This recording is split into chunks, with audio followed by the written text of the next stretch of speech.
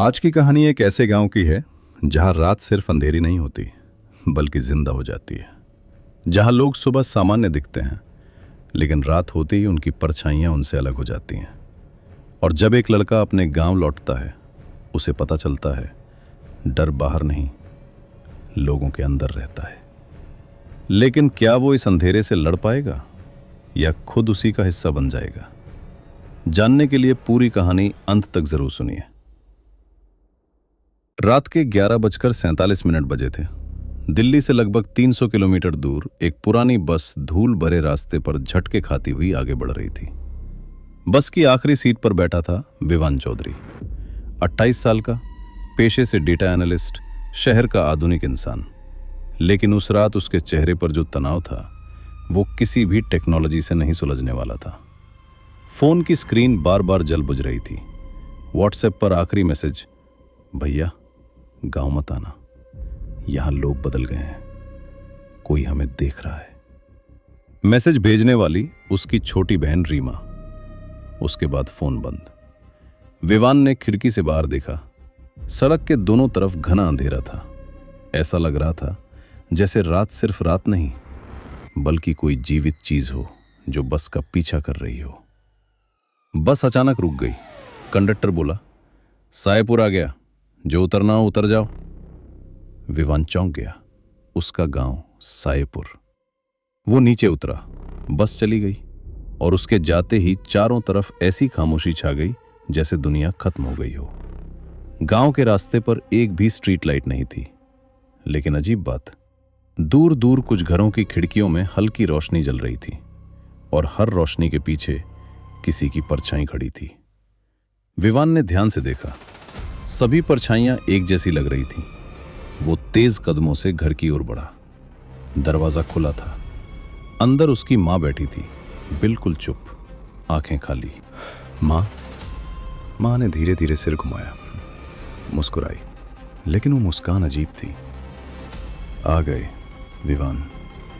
उसकी आवाज सपाट थी, जैसे कोई मशीन बोल रही हो। रीमा कहाँ है? मां ने दीवार की ओर इशारा किया।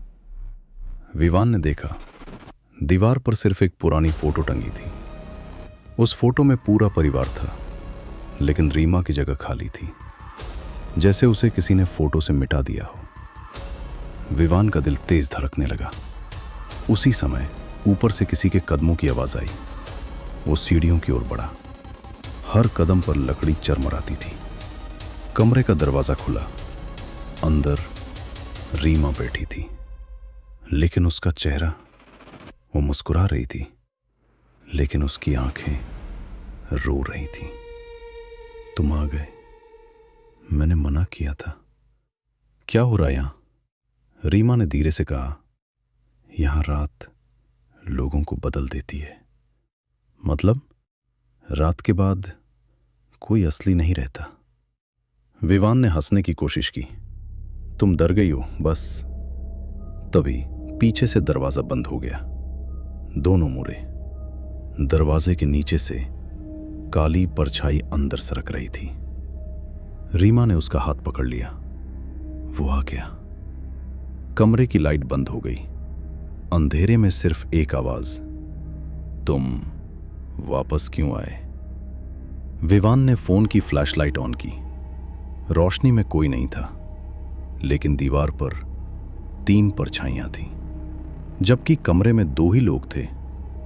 तीसरी परछाई धीरे धीरे उनके पास आ रही थी। रीमा चिल्लाई, भागो! दोनों नीचे भागे।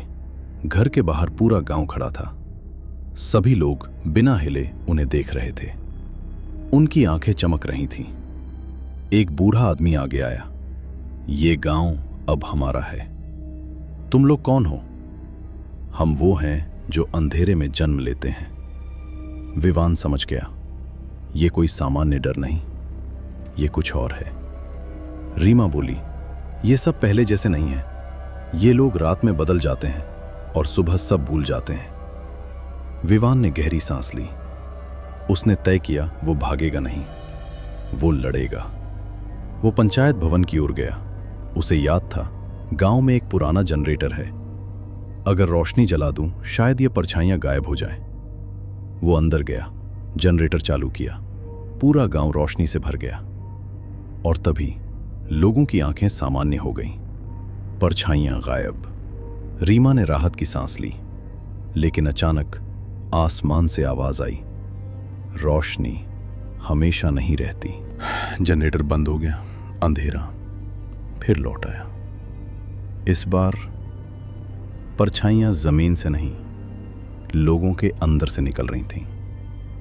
विवान समझ गया, ये बाहरी नहीं, मानसिक डर है। उसने जोर से कहा, तुम लोग डर हो, असली नहीं। परछाइयां हंसने लगीं। विवान ने आंखें बंद की। उसे अपने बचपन की याद आई। गांव, दोस्त, हंसी। उसने चिल्लाया, ये हमारा गांव है। अचानक लोगों के चेहरे बदलने लगे। परछाइयां टूटने लगीं। रीमा ने उसका हाथ पकड़ा। रोशनी फैल गई। सुबह हो चुकी थी। गांव सामान्य था। रीमा मुस्कुराई, तुमने हमें बचा लिया। विवान ने पीछे देखा। उसकी अपनी परछाई अब भी हिल रही थी, जबकि वो स्थिर खड़ा था। और तभी उसकी परछाई ने धीरे से कहा, रात अभी खत्म नहीं हुई। अगर आपको ये कहानी पसंद आई हो तो लाइक जरूर करें और ऐसी ही डरावनी कहानियों के लिए हमारे चैनल साइलेंट टेल्स YT को सब्सक्राइब करना ना भूलें। याद रखिए, कुछ कहानियां खत्म नहीं होती, वो बस अगली रात का इंतजार करती हैं।